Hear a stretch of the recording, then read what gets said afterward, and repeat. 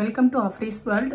இன்னைக்கு நம்மளோட கிச்சனில் என்ன பார்க்க போகிறோம் அப்படின்னா பிக் பாஸோட ஃபேவரட்டான சம்மந்தி. அதாவது இது ஆக்சுவலாக வந்து கேரளாவோட டிஷ் அப்படின்னு சொல்லலாம். இப்போ இதுக்கு என்னென்ன பொருள் தேவைன்னு பார்த்துடலாம். ரொம்ப ஈஸி மெத்தட் தான். ஒரு 5 ஐட்டம்ஸ் தான் தேவைப்படும்.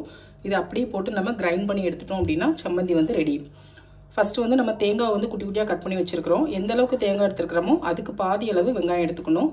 பொடி வெங்காயம் இருந்தால் இன்னுமே டேஸ்ட் நல்லாயிருக்கும். என்கிட்ட எனக்கு வெங்காயம் இல்லை, அதனால நான் 2 மீடியம் சைஸ் பல்லாரி எடுத்து கட் பண்ணி வச்சிருக்கிறேன். அப்புறமா புளி பார்த்தீங்க அப்படின்னா ஒரு குட்டியான ஒரு அரை நெல்லிக்காய் அளவுக்கு புளி எடுத்து வச்சிருக்கிறேன். ஒரு 6 பல் பூண்டு, 5 வத்தல். இதுக்கு வந்து நீங்கள் வத்தல் தான் போடணும். பச்சை மிளகா போட்டிங்க அப்படின்னா அந்தளவுக்கு உங்களுக்கு வந்து ஃப்ளேவர் கொடுக்காது. ஸோ வத்தல் எடுத்துக்கோங்க. உங்களுக்கு காரம் எப்படி தேவைப்படுதோ அதுக்கேற்ற மாதிரி நீங்கள் வந்து வத்தல் எடுத்துக்கோங்க.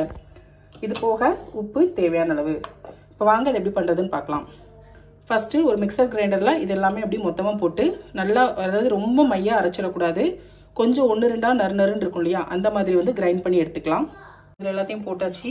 இப்போ வந்து கொஞ்சம் குறையாக அரைச்சி எடுத்துக்கலாம். இப்போ பாருங்கள், நம்ம நல்லா அரைச்சி அதை ஒரு உருட்டையாக உருட்டி எடுத்து வச்சுருக்குறோம். இதில் வந்து நீங்கள் அரைக்கும் போதே உப்பு எல்லாமே சேர்த்துருங்க. ரொம்பவே சூப்பராக இருக்கும். இது நீங்கள் வந்து ரச சாதம், தயிர் சாதம், வெறும் சாதத்தில் கூட நீங்கள் லைட்டாக தேங்காய் எண்ணெய் ஊற்றிட்டு இந்த சம்மந்தியை வச்சு நீங்கள் சாப்பிட்டீங்க அப்படின்னா அவ்வளோ அருமையாக இருக்கும். ஸோ இந்த வீடியோ உங்களுக்கு பிடிச்சிருந்துச்சு அப்படின்னா என்னோட சேனலை லைக் பண்ணுங்கள், ஷேர் பண்ணுங்கள், சப்ஸ்கிரைப் பண்ணுங்கள். தேங்க்யூ ஃபார் வாட்சிங்.